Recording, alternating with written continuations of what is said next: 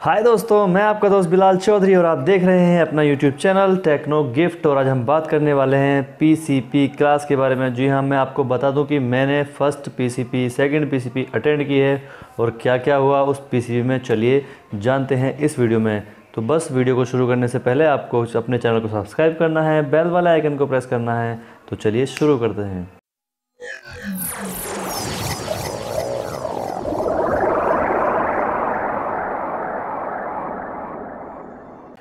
आज है 22 तारीख और आपको पता होगा कि 21 और 22 दो दिन की जो पीसीपी क्लास थी वो पूरी हो चुकी है। और पहली पीसीपी में क्या हुआ, दूसरी पीसीपी में क्या हुआ, वो मैं आपके साथ शेयर करना चाह रहा था, इसलिए मैंने ये वीडियो आपके लिए बनाई। तो एक्चुअली बहुत सारा कुछ था उसमें, तो मैं जो वहाँ से नोट किया वो मैं आपको बताता हूँ। मैंने अपनी डायरी में नोट किया था। तो चलिए पहले टॉपिक से हम शुरू करते हैं कि वहाँ पे क्या क्या हुआ। सबसे पहले हमें बुलाया गया था 9 बजे, ठीक है, लेकिन मैं पहुंचा 10:30 बजे, क्योंकि जो शेड्यूल है अपना, जो पीसीपी का शेड्यूल मिला है हमें एनआईओएस से, वो 10:30 से 4:30 बजे तक का है, जिसमें 1 घंटे का लंच है। तो हम गए 10:30 बजे पहुँचे वहाँ। उसके बाद वेलकम हुआ, फिर इंट्रो हुआ और उसके बाद अटेंडेंस स्टार्ट हुई। फिर वहाँ पे डिस्कशन हुआ कि भाई अब 4:30 बजे तक की क्लास है, तो आप लोग ऐसा करें कि जो लंच टाइम है आपका 1 घंटे का, उसको कम करके हाफ़ एन आवर का कर देते हैं। आधा घंटा बहुत होता है लंच के लिए। हम भी उस पर एग्री हो गए और शाम को जल्दी छुट्टी हो जाया करेगी, यानी कि जो 4:30 बजे होने वाली थी, अब आधा घंटा इधर खिसक के वो 4 बजे होने शुरू हो गई है। तो पहले इंट्रो हुए, करीब वहाँ पे 16 स्कूल्स हैं, वहाँ पे 16 स्कूल्स के टीचर्स हैं उस पीसीपी शेड्यूल में। सब ने अपना अपना इंट्रो दिया, हमने भी अपना इंट्रो दिया, ठीक है।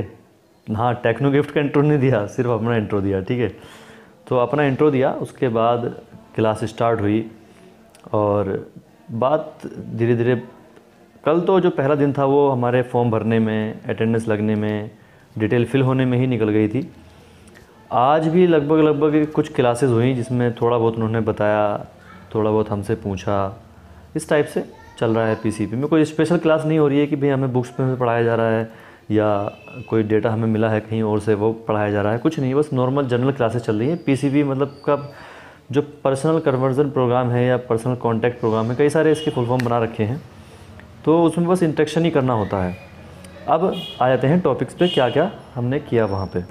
तो सबसे पहले मैं आपको बता दूँ कि पीसीपी का जो शेड्यूल है वो जनवरी में 21, 22, 26 और 28, ठीक है। 21 तारीख और 22 तारीख का कंप्लीट हो गया है। 26 जनवरी को हमारा अब पीसीपी होना है, फिर होगा 28 तारीख को।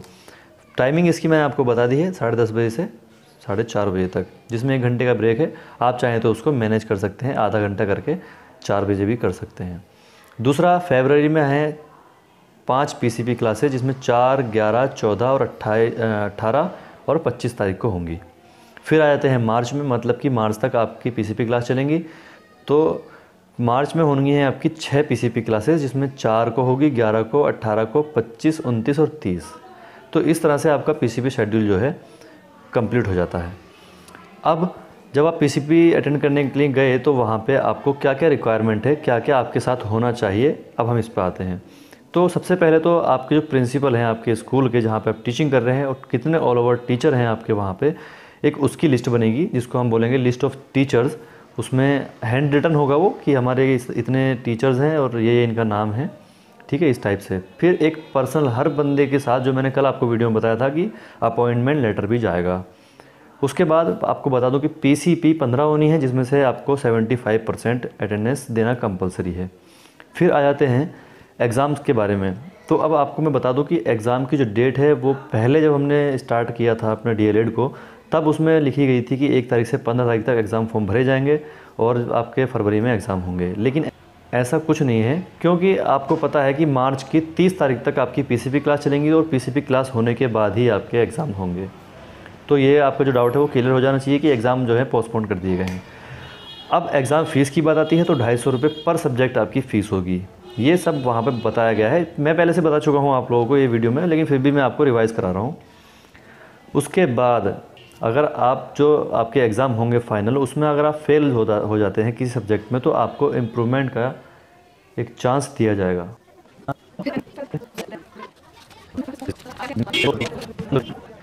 ठीक है, मतलब अगर आप फाइनल एग्ज़ाम देते हैं और किसी वजह से आपकी बैक आ जाती है, या जैसे मान लीजिए आपको पता है कि 501, 2, 3, 4 और एक 5 सब्जेक्ट है जिसको EVS बोलते हैं, अगर किसी कंडीशन से आप किसी वजह से आप उसमें फ़ेल हो जाते हैं, पहली बात तो मैं आपको गुड लक बोलूँगा उसके लिए, एग्ज़ाम्स के लिए, कि आप फेल ना हो, पहली बार में ही आप इसको क्लियर कर दें।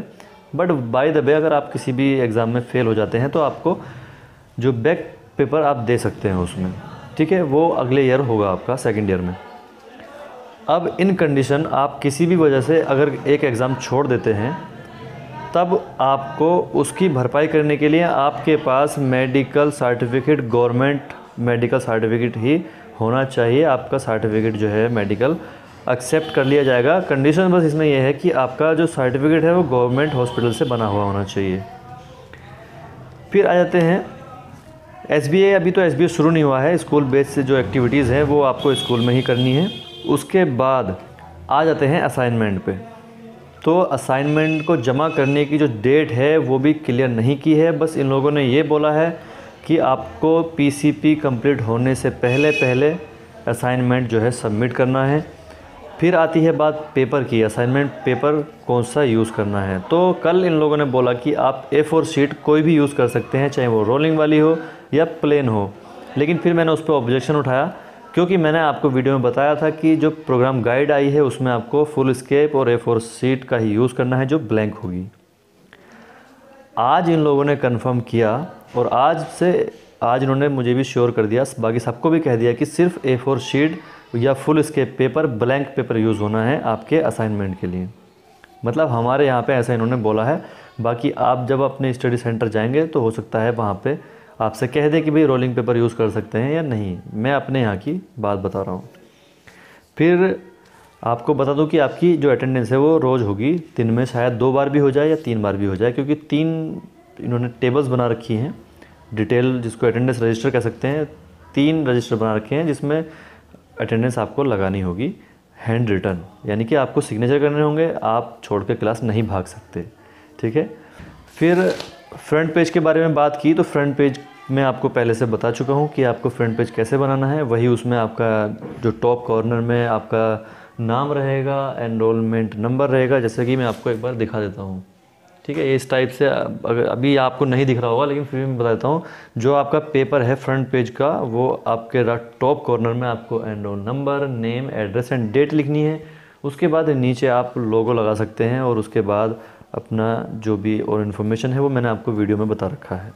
वो मैंने जो बताया है सिर्फ आपको प्रोग्राम गाइड में जो इंस्ट्रक्शन मिले हुए हैं उसके बेस पे बताया है, अपने तरीके से मैंने नहीं बताया है। तो आप फॉलो करें उस इंस्ट्रक्शन को जो मैंने बताया था, तब आपको कोई भी ये टोकने वाला नहीं है कि आपने असाइनमेंट ऐसा क्यों बनाया है। अगर आपसे कोई ऐसा कहे कि आपने असाइनमेंट क्यों बनाया है, तो आप उसको रेफरेंस दे सकते हैं कि हमने प्रोग्राम गाइड के बेस पे बनाया है। अगर आप किसी वीडियो को देख के अपना असाइनमेंट बनाते हैं और तब वहाँ पर रेफरेंस देते हैं कि हमने वीडियो देख के बनाया है, तो आपका असाइनमेंट एक्सेप्टेबल नहीं होगा, ठीक है। तो ये था आज की इस वीडियो में इम्पोर्टेंट टॉपिक। उम्मीद है आपकी जो सारी क्वेरीज़ थी, जो आपकी सारी टेंशन थी स्टडी सेंटर को लेकर, वो दूर हो गई होगी, और होनी भी चाहिए, क्योंकि अब स्टडी सेंटर्स जो हैं बन गए हैं, PCP भी स्टार्ट हो गई हैं। हाँ, अभी यूपी और शायद राजस्थान की कुछ एरियाज़ हैं जहाँ पे अभी स्टडी सेंटर नहीं अलॉट हुए हैं। कोई बात नहीं है, एक्चुअली यूपी जो स्टेट है हमारा बहुत बड़ा स्टेट है।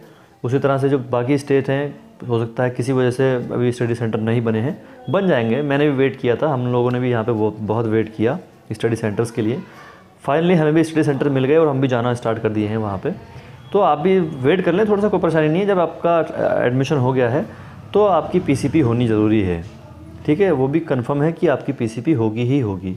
तो आप इसमें परेशान ना हो, थोड़ा वेट कर लें। आज नहीं तो कल, नहीं तो परसों आपका PCP स्टार्ट हो ही जाएगी। बाकी आप मुझसे जुड़े रहेंगे तो मैं आपको पर डे अपडेट कराता रहूँगा।